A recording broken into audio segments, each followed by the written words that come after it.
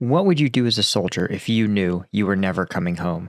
For a lot of Russian soldiers in this war, that is the reality. With no rotations, no leave, and massive casualty rates, we're beginning to see leaked phone calls of them trying to basically plan for their own demise and trying to take care of their family once they're gone. It's weird and heavy stuff, guys, but we're going to be taking a look at exactly what these soldiers are talking about in leaked calls from Russian soldiers on the front line.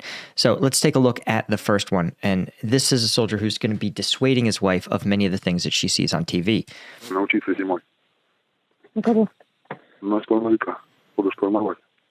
Городские деревни. Нападение, наступление само. So when he talks about stormtroopers, guys, he's talking about something called Storm Z units. And this is a way that Russia has solved one of its biggest problems of its military, which is the fact that there's a large number of able-bodied men who can fight, but there's a much smaller number of specialists. And the Russian training pipeline can't take many casualties if you are among its MLRS operators, its artillery crews, its tank crews, its drone operators. And so to solve that problem, what they've done is basically bifurcated their military. They have very low skill light infantry soldiers, oftentimes who aren't given real tactical. They're given limited tactical training and whose missions are only to advance directly into enemy territory. Then they have the other side, which are generally contract or more professional soldiers, and they are the ones who are engaged in get specialty training, but because they're much more valuable, they generally operate behind the front lines. Not behind the front lines, but they operate behind those storm units, and so because they have a little bit of standoff, they take somewhat lower casualties. Because again, you got to think it takes 6 months, right, for the United States to train an artillery crew member. Takes 3 to 6 months. Well, Russia doesn't have that time. It needs, or rather, if it needs to replace its artillery crews at a certain rate, then I can't afford to burn them out too quickly or lose them too quickly. And so they rely on Storm Z units to basically bear the brunt of casualties to preserve the combat power of specialty troops. So the fact that he's signing up to become a Storm Z unit, to me, means one of two things. The first is that he's likely a mobilized soldier who are generally considered within the Russian military to be treated like conscripts were in the Soviet-Afghan war. That is to say, they're considered the lowest of the low. They're oftentimes abused, stolen from, hit, blackmailed or bullied basically by conscript soldiers. Their lives are really punishing. And so it probably so much so that he is volunteering to become a stormtrooper on the deluge. Well, we'll talk about it. If you guys need energy to get through this holiday season because you're going to have to listen to a bunch of 18-year-old cousins, nieces, and nephews give you their hot takes about Ukraine and the global situation after one semester of college, you're going to need some energy and you're going to need some focus, right, to get through it. That's why I've invented Strike Gum, right? It has 90 milligrams of caffeine in each individual piece, right? That's as much caffeine as an Amp Energy, as much caffeine as a Monster.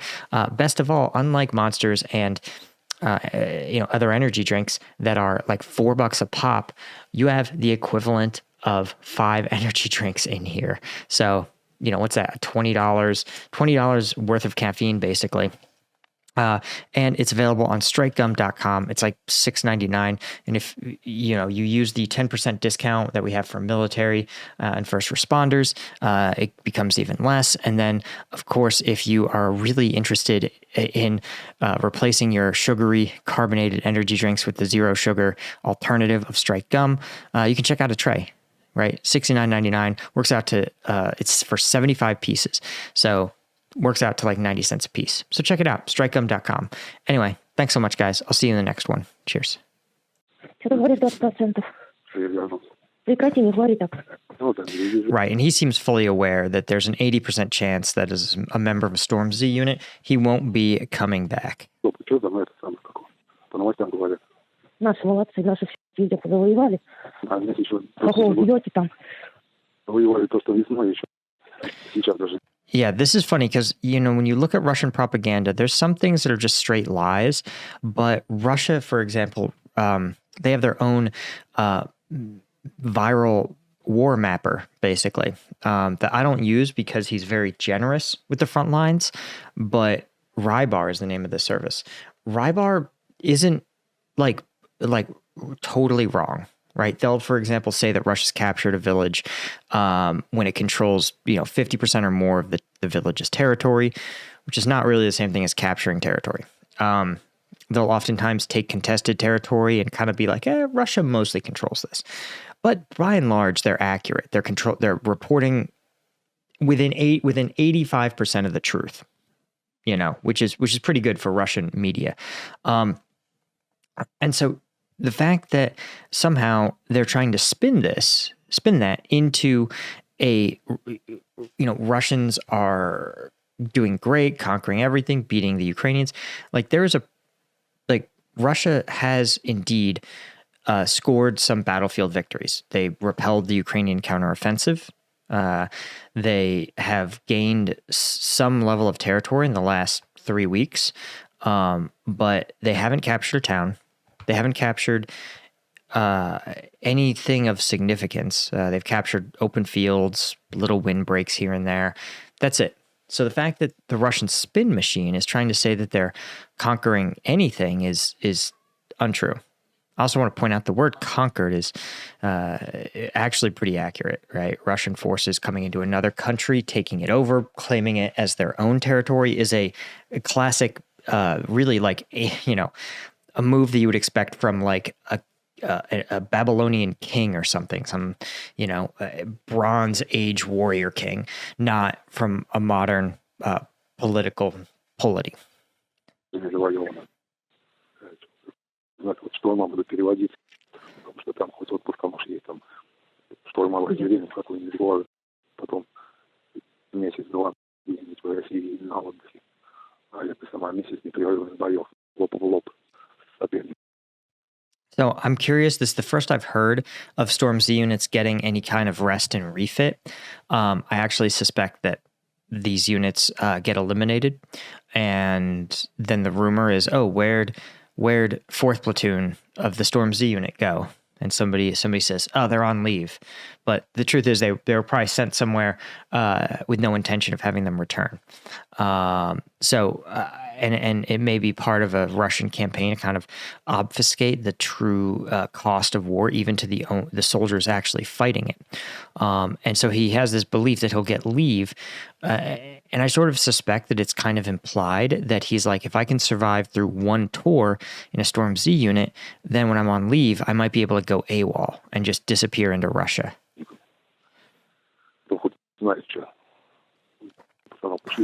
Right, he says lots of guys have left, which I think implies that they went AWOL.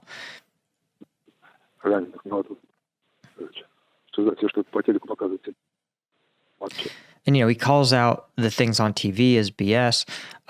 He says, they don't remove. He means that if you fall on the battlefield, you could spend 6 months or more before your remains are repatriated.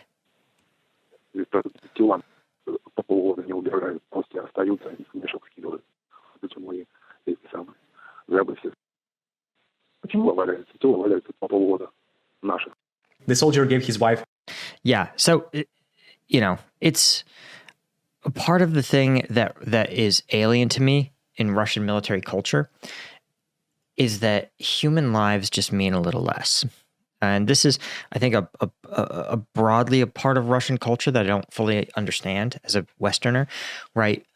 I expect, for example, Russia has one of the highest accidental death rates in the world. And there's a bunch of reasons why people think that is. Russia's frightening alcohol use problem. 1 in 3 Russian men are alcoholics.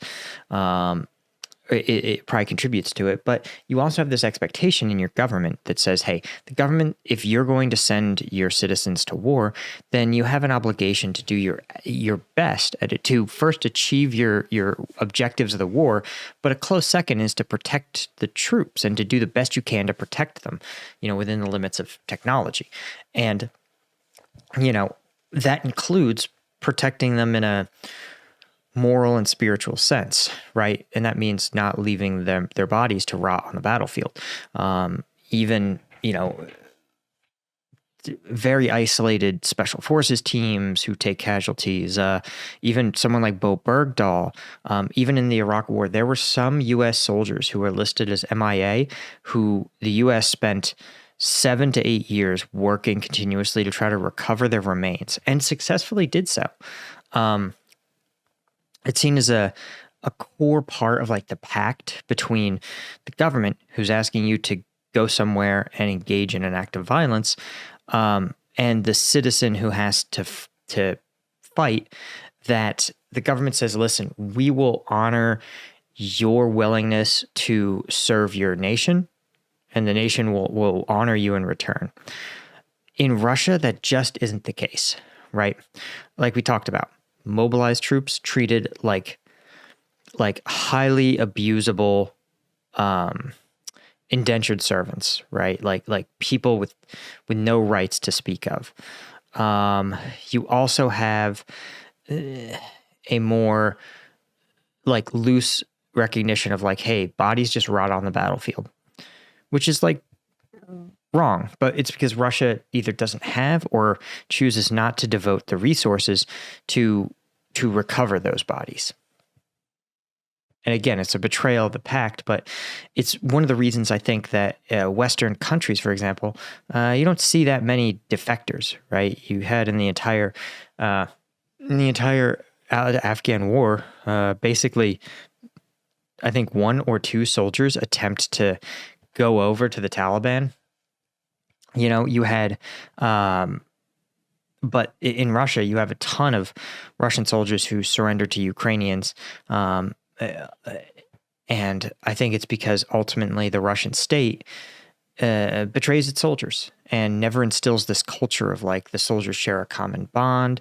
They have a level of, it's like the soldiers share a bond with each other, which you break through Russia's brutal military culture. And the soldiers share a bond to the state, which is also broken because of the state's phenomenal betrayal of the lives of its soldiers. 47-я танковая дивизия, 26-й полк. Что трудно запомнить, что не пойму. 2-я рота, 2-й взвод. Oh, damn, he's pissed. Okay. He's yelling his address to his wife. Я написала.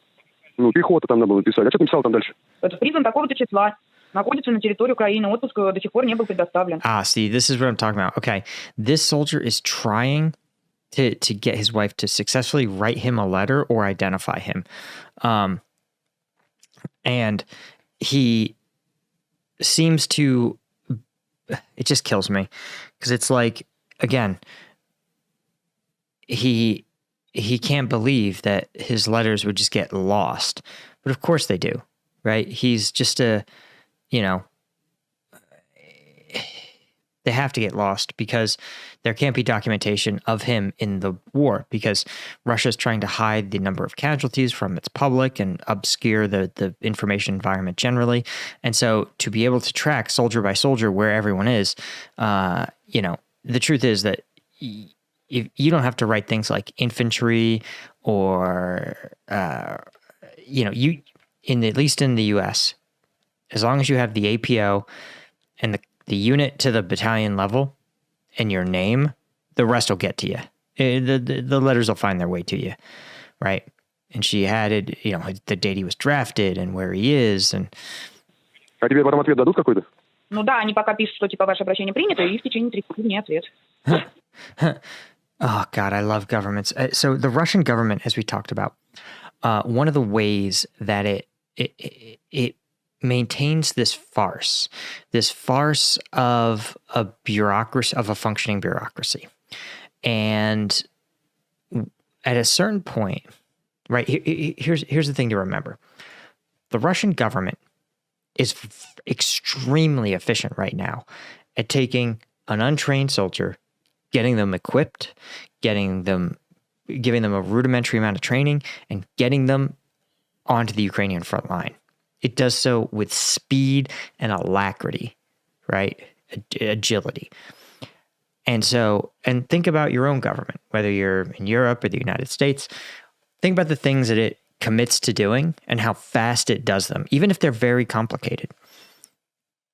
Now think about the things that your government fails to do. So you know that it's perfectly capable, right? The United States, my government, we invest the money in the intelligence community and in our military that, if we need to smoke a terrorist in the other side of the world, we're within 72 hours of doing it, of basically identifying and eliminating any human being on this planet. So I say that because when you, for example, you need a regular citizen to do something and the process becomes extremely onerous, right? Famously in the US, applying for a program of student loan forgiveness. If you served in government for X number of years, the government was supposed to come in and pay your student loans for you. And the first time at year 10 of the program's existence, when the first wave were going to be due to get their loans repaid, the government came in and denied 99% of applications. They would always find someone didn't cross a T, someone didn't dot an I, someone accidentally made a payment to the wrong loan processor, or they didn't round the cents up instead of down, and so a payment didn't count. There was always a game. And remember, the recipients are college-educated adults with 10 years of work experience. These aren't Starbucks baristas. Actually, Starbucks baristas are pretty organized. I shouldn't talk smack. But the reason is not because these college-educated, experienced workers didn't know how to fill out a form. A lot of them worked for the government. The reason is because the program never received any money to actually pay off the student loans. The program never got any money. It was never authorized to pay out. And so to hide the fact that the government had failed, right, had been funding missiles and bombers and Humvees and body armor and bullets and never bothered to live up to an agreement that it made with those people, it obscured it. It hid behind its bureaucracy. So understand that as a thing that governments do, but the Russian government takes it to the ultimate level. The Russian government is the ultimate hide behind a bureaucracy. Хочу вот этот прием президента ответить. Они же мне прислали никакой атаки. Запиши все инстанции, какие только можно. Вот просто все, блин. Сколько здесь можно торчать? Yeah, he's like, the soldier's like, write to all the authorities you can. Just spam them. He's trying to get leave authorized. He's trying to be like, hey, I'm allowed to take leave. I'm supposed to be able to take leave. Но вы пока все на месте, никуда тебя там не повезут больше, не знаю, не пошли. Ну, я пока не знаю, Полин. Мы все в отказ пошли просто и все. Interesting. He also throws in here to his wife that he says, we all just refused to go. And it sounds like him and his squad or platoon, well, it sounds like squad, because he said almost the entire third squad got destroyed. His squad is like, we're just not leaving. We're just not going on another one of these pointless missions, which, as you know, is almost certainly true, right? Russia launches about 80 squad-size attacks a day, and typically they appear to gain in a few minor sectors of the front. They'll maybe take 200-300 meters. So imagine in 80 squads wiped out a day, to gain a couple 100 meters of forest. Totally worthless. Там положил его весь, почти весь. Ну, до хера, конечно, там положил. Там он в коме. Да ему да, я видел, у него башка раскроенная вообще там. Ты не представляешь, как все. Я представляю вообще-то. Нет, да, этого представить никто не может. Только может те, кто здесь был. Это просто, я не знаю. Interesting. You can hear him. He has a radio, which is unusual for Russian troops. A lot of the Storm Z units don't even sometimes appear to be equipped with radios. Билет в один конец, я не знаю. Да, и отметь там, пожалуйста, где-нибудь то, что военники не проставили ничего вообще. It's funny. He says they didn't put anything in the military ID, right? I assume it's like a military passport. It seems like how Russia kind of operates its military ID, where as you do things or go places within the military, it gets stamped and logged, so to speak, that you've been there or done that. Similar in the US, we have a form called the DD-214, which is when you leave service, you present the service with all the official documentation of everything you've done, courses you've completed, deployments you've gone on, awards you've been issued, things you did, injuries, and they put it on a single form. And they say, this is the gold standard of your active duty service. If it's on here, the government recognizes it, And if you don't have a DD-214, then you didn't serve in the military, period. And that's why when you apply for everything, when I wanted the veteran stamp on my driver's license, I had to show a DD-214. Same with when I wanted military preference in my grad school applications. I had to send them a DD-214 to verify that I really had military service. So I think Russia uses their military ID in that way. So the fact that they didn't mark his military ID that he was serving in Ukraine is really bizarre. It's bizarre because also Putin is very public about the war. He says, listen, the war's on. We're fighting. Our troops are fighting. They're brave. They're honorable. I'm so pleased that they're doing it, right? Putin relies on this war nationalism. So the fact that he publicly acknowledges the war's happening, acknowledges that it's massive in scale, but still sometimes plays these make-believe games with his troops is so bizarre. Вот это тоже отметь обязательно. Ни часть не проставили, где я сейчас служу, в какой части. Ничего не стоит, ни печати, ничего. Yeah, like I said, no stamps, nothing. It's a passport. Чего? Давай, там чем больше, тем лучше писать. Потому что, нас осталось 40 человек.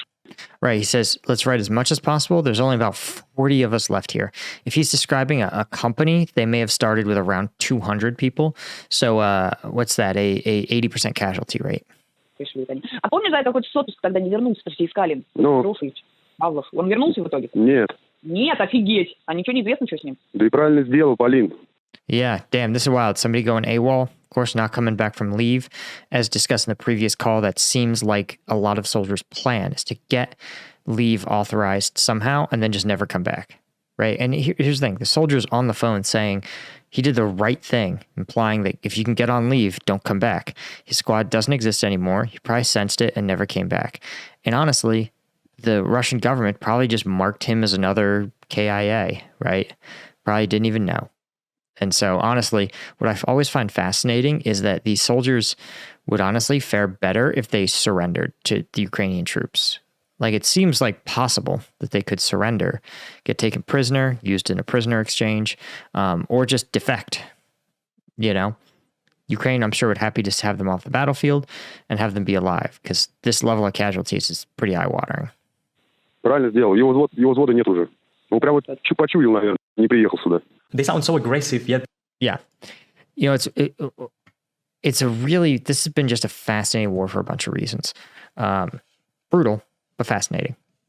And a big one is actually that this war is fought by a much, much demographically older group than previous wars. Previous wars, you saw 18 to basically 40-year-olds. And the average age of average age, so 50% of people are older than this, of a Ukrainian soldier is 43. It means 50% of the people of Ukrainian soldiers are over the age of 43, which is unheard of in warfare, historically or in the modern era.